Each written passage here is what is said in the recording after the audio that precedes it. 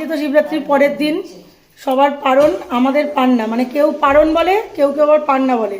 আর আজকে যেহেতু চতুর্দশী ছাড়েনি এখন অবধি, ওই জন্য আমরা ভাত খাচ্ছি না। আমরা কি খাচ্ছি চলো দেখাচ্ছি। আমাদের রাঁধুনি রান্না করতে করতে হাঁপিয়ে গেছে। এই যে পরোটা করা হয়েছে, এখনো চলছে পরোটা করা।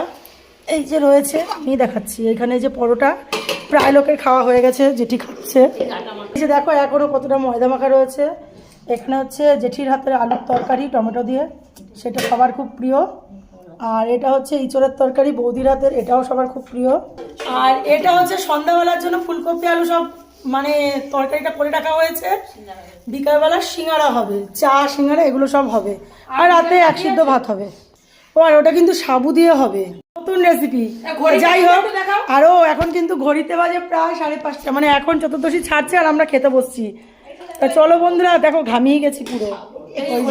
ওই যে ঘড়িতে দেখো 5:30। তো চলো বন্ধুরা, খাওয়া দাওয়া করে নিই, প্রচণ্ড খিদে পেয়েছে, কালকে তো উপোস গেছে। এই যে হাতে প্লেটটা নিয়ে নিয়েছি, খেয়ে নিই। কার কার বাড়িতে কে কী খাচ্ছে একটু কমেন্টস জানিও, আর ভালো লাগলে একটু লাইক কমেন্ট শেয়ার করো। ওই যে পিসিও বসে বসে খাচ্ছে। চলো টাটা।